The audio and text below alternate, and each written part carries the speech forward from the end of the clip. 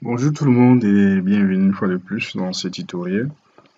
Aujourd'hui, je vais vous montrer comment on peut accéder à distance sur Windows 10, c'est-à-dire accès à distance sur une machine distante et comment vous pouvez prendre le contrôle.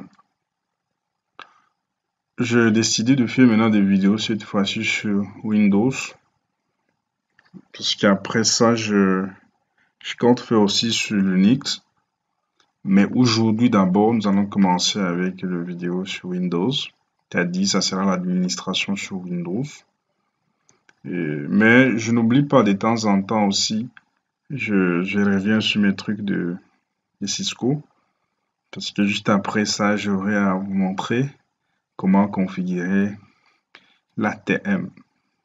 Quand on est dans le modèle OSI, on est au niveau des couches 2. Ok, ça, ce n'est pas l'objectif de la vidéo aujourd'hui. Aujourd'hui, c'est vous montrer comment prendre une machine, c'est-à-dire accès à distance, connexion à distance au bureau. Voilà l'objectif de cette vidéo. Voilà, ici j'ai deux machines. Voilà ma première machine ici. Et la seconde machine, elle est là. Mais je vais prendre cette machine ici. Je fais en sorte que les deux machines se retrouvent dans le même réseau. Parce qu'actuellement, si je viens ici, je vérifie ipconfig. Je vois l'adresse 192.168.21.3. Et si je reviens sur l'autre ici, comprenez, ipconfig, c'est 6. Mais je vais tenter à faire un ping pour voir si ça communique. 168.21.3.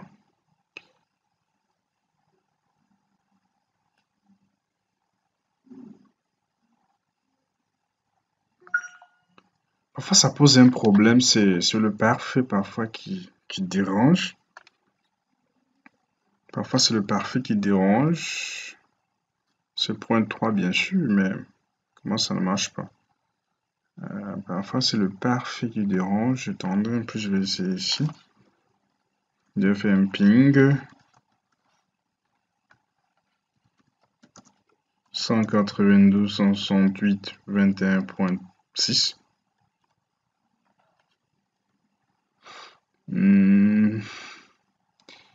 Si ça complique comme ça, je pense qu'il faut déjà aller voir le parfait.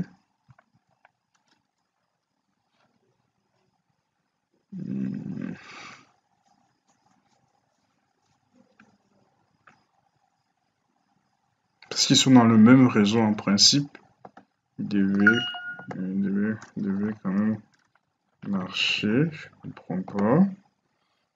Je viens ici, parfait, voilà. Voilà. On va essayer un peu de désactiver parce que il bloque de temps en temps parfois entre les deux entre le Windows, mais ce n'est pas conseillé de le faire.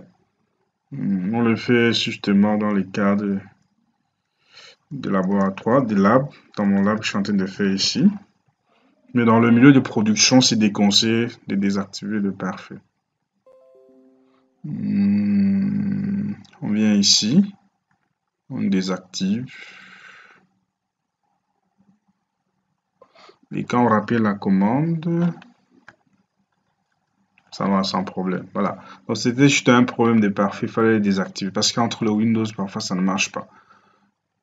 Oui, mais là, nous allons prendre à distance, c'est-à-dire nous allons nous connecter à distance sur le bureau, à distance sur cette machine ici. Je viens sur ma machine ici, je vais chercher connexion à distance. Connexion à distance, voilà, bureau à distance, connexion bureau à distance. Je vais mettre l'adresse 192.168.21.6. On attend.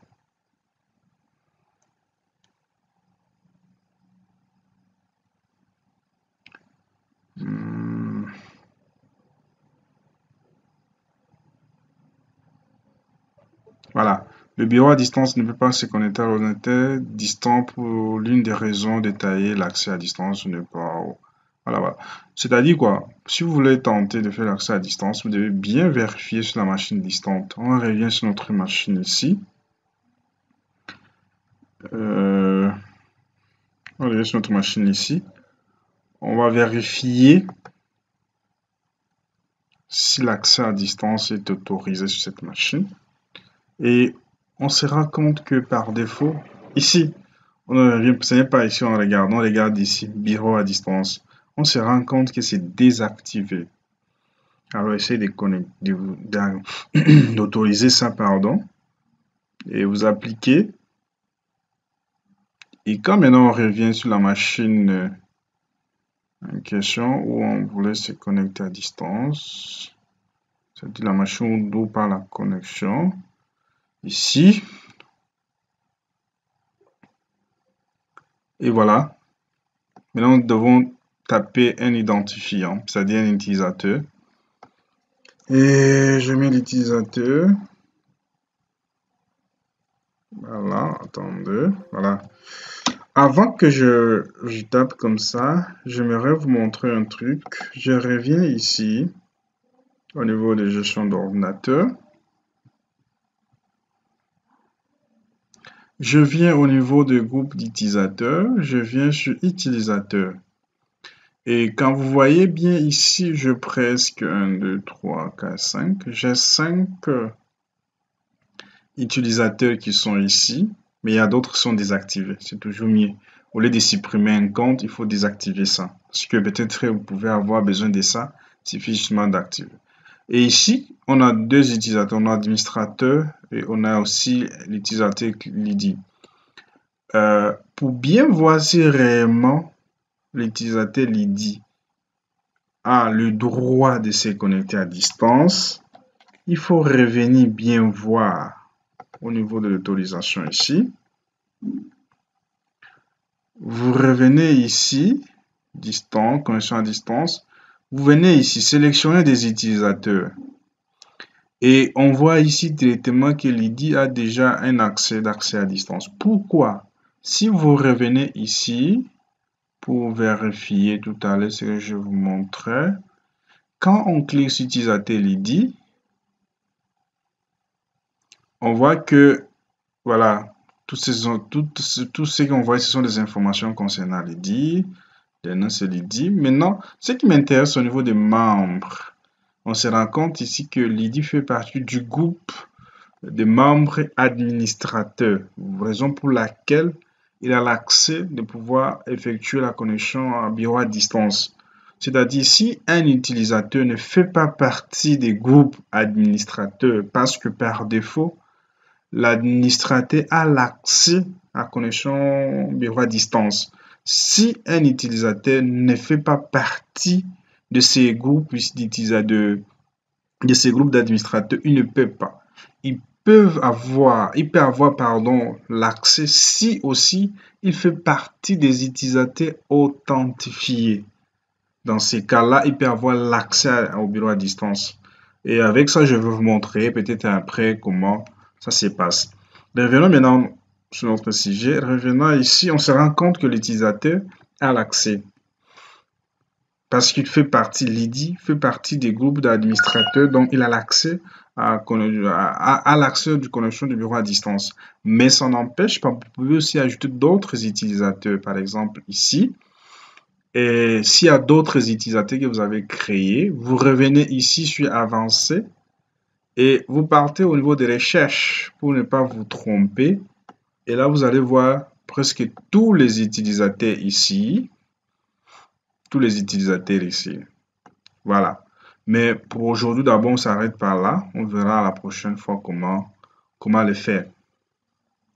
Et on revient maintenant à notre connexion à distance. On est où? On est ici, je pense. Voilà. On met l'ID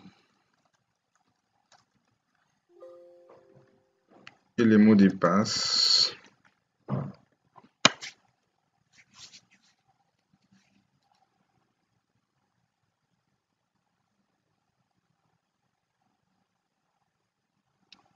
On attend un peu. Voilà, ça c'est C'est le certificat. On nous demande si on est d'accord. On dit oui. Et voilà.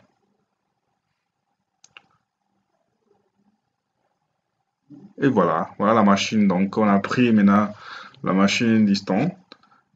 Nous sommes déjà maintenant à cette machine et on est connecté actuellement sur notre deuxième machine ici. Et voilà. Voilà notre machine. Nous sommes déjà connectés ici. Voilà un peu comment est-ce qu'on réalise la connexion de bureau à distance sur Windows 10. Et je vous disais tout à l'heure, par exemple, si je fais CMD, je fais netstat, pardon. Ça traîne un peu, je sais pas. Ici déjà nous sommes sur notre client 2. Alors netstat-a. Voilà ce qui m'affiche. Et voilà ce qui la connexion qui m'intéresse ici. C'est TCP/IP. C'est TCP, pardon. Et ça, c'est l'adresse locale. Et voilà les numéros. Et voilà l'adresse distante.